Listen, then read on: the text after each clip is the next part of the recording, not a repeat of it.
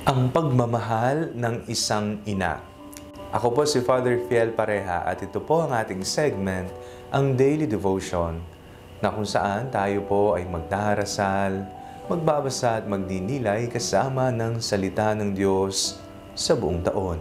Manalangin tayo. Sa ngalan ng Ama, ng Anak at ng Espiritu Santo. Amen. Halina, banal na Espiritu, liwanagan mo ang aming puso at isip nang maunawaan at may sa buhay namin ang iyong salita.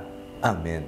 Our Bible passage for today is from the Gospel of St. John, chapter 19, verses 25 to 34, and I read it for you. Meanwhile, standing near the cross of Jesus were his mother and his mother's sister, Mary the wife of Clopas, and Mary Magdalene. When Jesus saw his mother and the disciple whom he loved standing beside her, he said to his mother, "Woman, here is your son." Then he said to the disciple, "Here is your mother." And from that hour the disciple took her into his own home.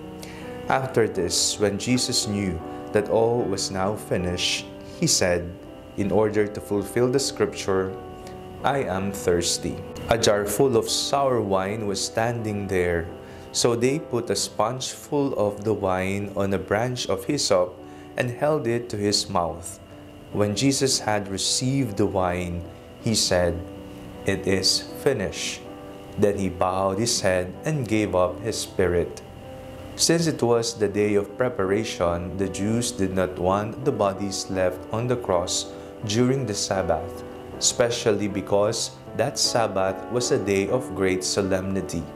So they asked Pilate to have the legs of the crucified men broken and the bodies removed. Then the soldiers came and broke the legs of the first and of the other who had been crucified with him. But when they came to Jesus and saw that he was already dead, they did not break his legs. Instead, one of the soldiers pierced his side with a spear, and at once blood and water came out. Papaano natin nararanasan ang pagmamahal ng isang ina? Kumusta ang iyong relasyon sa iyong ina? Ang iyong bang ina ay isang inang mapagsakripisyo, mapagmahal, mahaba ang pasensya at pangunawa? Isang ina na masasabi nating best mom in the world? O ang iyong bang ina ay isang pabaya, abusado, isang ina na para bang dalaga pa rin at hindi inaasikaso ang kanyang mga anak? Isang ina na mapang-abuso?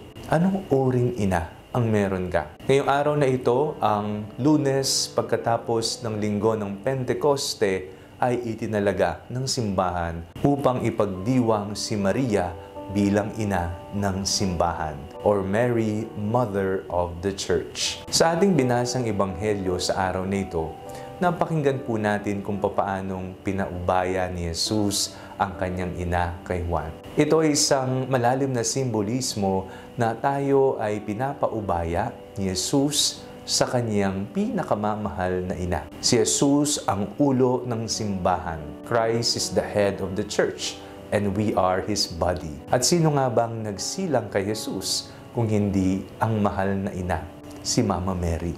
Kaya ngayong araw na ito, ngayon ay ginugunitan natin kung papaanong minahal tayo ng Diyos sa pamamagitan ng pagbibigay sa atin ng isang ina. Napakalaki po ng naging papel ni Maria sa buhay ni Jesus. Mula pa nung Annunciation of the Lord, kung papaanong pinroklama ni Anghel Gabriel na magiging ina si Maria ng Diyos, hanggang sa paanan ng krus, nariyan si Maria. Hindi bumitiw, hindi nang iwan.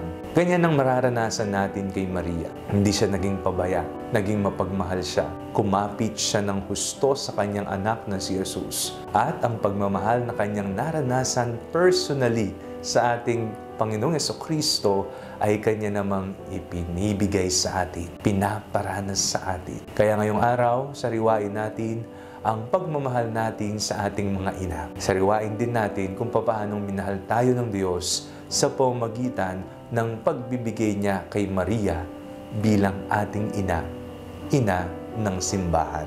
Manalangin tayo. Panginoong Jesucristo, taus-pusong pasasalamat sa paggabay. Taus-pusong pasasalamat dahil ipinagkatiwala niyo po sa amin ng iyong ina, ang mahal na Birheng Maria. Siya ang aming gabay patungo sa iyo. Nawa lumalim ang aming debosyon sa Kanya at paggalang. At anuman po ang aming hilingin, nawa ibulong niya sa iyo. Amen. Sa ngalan ng Ama, ng Anak at ng Espiritu Santo. Amen. Huwag po ninyong kalimutang i-like ang video ito, mag-comment po kayo and share it with your family and friends. Ang Panalangin Bago Matulog ay may sariling Facebook page na po. Huwag niyo pong kakalimutang mag-like at mag-follow dito and do not forget to subscribe to our YouTube channel. I-click niyo lamang po ang link na nasa description ng video ito o kaya naman po, just search Father Fiel Pareha. God bless you po.